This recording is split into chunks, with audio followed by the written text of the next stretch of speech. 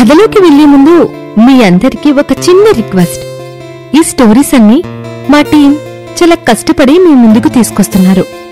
వీటి వెనుక ఒక writer, voice over artist, editor, sound designer, ఇంకా మా దండోరా టీం ఉన్నారు. మీరు జస్ట్ మా ఛానల్ ని సబ్స్క్రైబ్ చేసుకుని మా వీడియోస్ ని లైక్ అండ్ షేర్ చేస్తే మేమింకా ఉత్సాహంగా మరిన్ని ఇంట్రెస్టింగ్ స్టోరీస్ ని మీ ముందుకు తీసుకొస్తాం. చాలా మంది కథ వింటున్నారు, కానీ ఛానల్ ని సబ్స్క్రైబ్ చేసుకోవటం లేదు. ప్లీజ్ సబ్స్క్రైబ్ చేసుకోండి. Thank you. ఈరోజు కథ romantic MLA, episode 25, happy ending. Beach దగ్గర ఆద్య మౌనంగా ఆది కళ్ళలోకి చూసి అతను సీరియస్ గానే చెప్తున్నాడని గ్రహించి సైలెంట్ అయిపోయింది.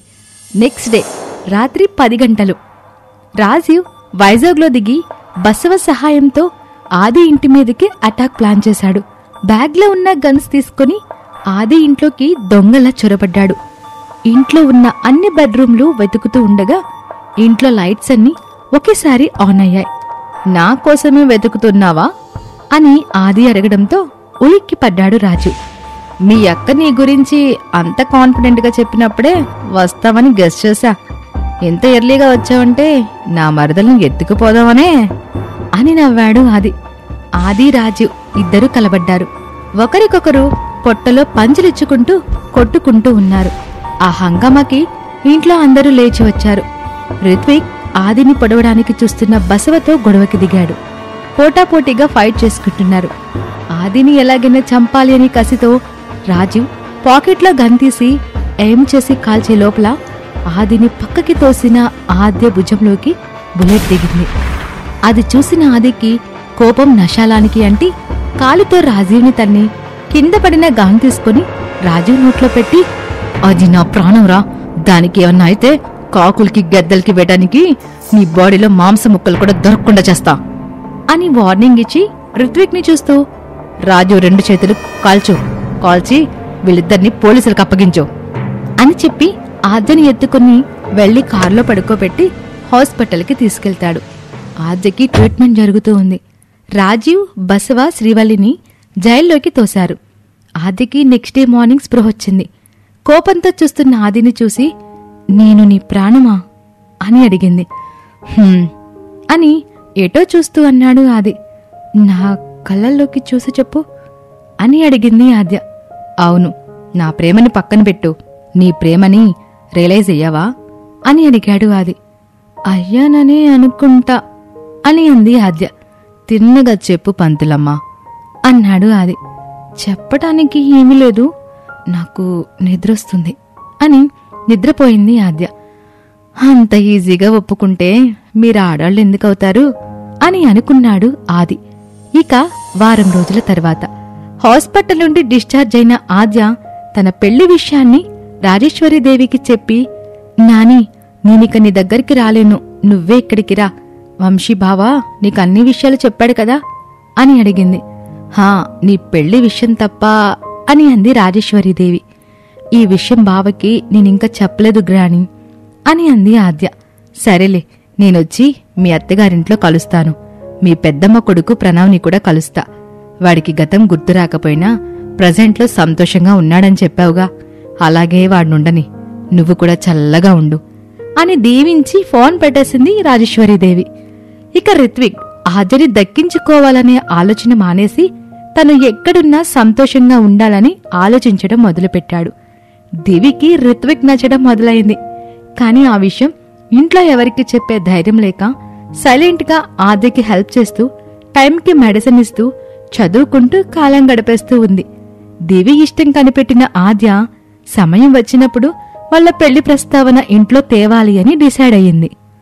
ఇక 7 ఏడాది తర్వాత, పెళ్ళయి 7 ఏడాదైనా ఇంకా బ్రహ్మచారిగా ఉండడం కష్టమే అని హలకగా అన్నాడు ఆది. ఏం చేస్తాం, మీ ప్రేమ నిజమే అని నిరూపించుకోవడానికి మీకు 7 ఏడాది పట్టిందిగా మరి అని అంది ఆద్య. ఫైనల్ గా పాస్ అయ్యా కదా, రేట్ ఏం లేదా అని అడిగాడు ఆది. ఆద్య నవ్వుతూ ఆది పెదవులతో తన పెదవుల్ని పెనవేసుకుంది. తొలిసారిగా ప్రేయసి ఇచ్చిన ముద్దుతో తొలి రాత్రికి శ్రీకారం చుట్టాడు ఆది. ఇక రితిమ గాయానికి మందుగా మారాడు వంశీ. ఆద్యని మర్చిపోవటానికి ప్రయత్నం చేస్తూ రితిమని ఇష్టపడటం కోసం చేసిన ప్రయత్నంలో సక్సెస్ అయ్యాడు. ఇద్దరు కొట్టుకునే స్టేజ్ నుంచి ఫ్రెండ్స్గా, బెస్ట్ ఫ్రెండ్స్గా ఒకే ఇంట్లో ఉంటున్నారు. రితిమకి వంశీ మీద నిజమైన ప్రేమ మొదలైనప్పటికీ ఆ విషయం మాత్రం బయటకు చెప్పేందుకు సంకోచిస్తుంది. రితిమ ఇష్టం చెబితే వెంటనే తనని పెళ్లి చేసుకోవడానికి రెడీగా ఉన్నాడు వంశీ. రితిమ డైరెక్ట్గా చెప్పలేక వాట్సాప్ చాట్లో తన ప్రేమ సందేశాన్ని పంపించింది. దానికి రిప్లైగా జెట్ స్పీడ్లో ఇంటికొచ్చిన వంశీ తాలిబొట్టుతో రితిమ ముందు నిల్చున్నాడు. ఇద్దరి మనసులని 3 ముళ్లతో విడదీయలేనంతగా బంధించారు. ఆది ఇంట్లో వాళ్ళని ఒప్పించి రిత్విక్తో దివి పెళ్లి గురించి మాట్లాడింది. అందరికీ ఆ పెళ్లి ఇష్టమే, ఒక్క రిత్విక్కి తప్ప. బ్యాచిలర్గా ఉండిపోదామని డిసైడ్ అయ్యాడు. ఆద్య రిత్విక్ దగ్గరకొచ్చి, దివిలా స్వచ్ఛంగా ప్రేమించే అమ్మాయి దొరకటం లక్కీ. ఒక్క చూపులో పుట్టిన ప్రేమ కంటే జీవితం పంచుకోవటానికి ముందుకొస్తున్న ప్రేమ ఎంతో గొప్పది. మీకు దూరమైన ప్రేమలన్నీ దివి ఇవ్వగలదు. ఆమె కోరుకున్న ప్రేమ అందివ్వడానికి మీరు ఒక్కడుగు ముందుకు వేయలేరా అని అడిగింది ఆద్య. వారం రోజులు ఆలోచించటానికి టైం తీసుకుని ఓకే చెప్పాడు రిత్విక్. కోరుకున్న ప్రేమ దక్కలేదు, కోరొచ్చిన ప్రేమని వద్దనుకోవటం కంటే తన జీవితంలో తనకంటూ మిగిలిన పేజీల్లో దివికి చోటివ్వాలని ఫిక్స్ అయ్యాడు. ప్రణవ్, వైష్ణవి పెళ్లి చేసుకుని హ్యాపీగా ఉన్నారు. ప్రణవ్ ప్రేమతో వైష్ణవి మనసు మళ్లీ కొత్తగా వికసించడం మొదలుపెట్టింది. నవ్వులు మర్చిపోయిన తనకి ప్రణవ్ సంతోషమై ఎదురొచ్చాడు. ఇక అందరూ హ్యాపీగా ఉన్నారు. కాలం గిర్రున తిరుగుతూ ఉంది. 6 నెలల తర్వాత ఆద్య కన్సీవ్ అవ్వడం, దివి పెళ్లి ఒకేసారి జరగటంతో ఇల్లు చాలా సంతోషంతో నిండిపోయింది. సీతా మహాలక్ష్మి ఆశ కూడా నెరవేరింది. ఇక్కడితో కథ సుఖంగా నడుస్తోంది. పెళ్లి తర్వాత ఆద్య, ఆది నిండు 100 ఏళ్లు సంతోషంగా ఉండాలని కోరుకుందాం. కానీ శివయ్య ఏమనుకుంటున్నాడో మనకేమెరుక. చూద్దాం ముందు ముందు ఏం జరుగుతుందో. అంతవరకు సమాప్తం. ఇప్పటి వరకు రొమాంటిక్ ఎమ్మెల్యే కథ విని మమ్మల్ని ఎంకరేజ్ చేసిన మీ అందరికీ చాలా థ్యాంక్స్. నెక్స్ట్ వచ్చే కథ మీకింకా సూపర్ గా నచ్చుతుంది. ఆ హామీ మేమిస్తున్నాం.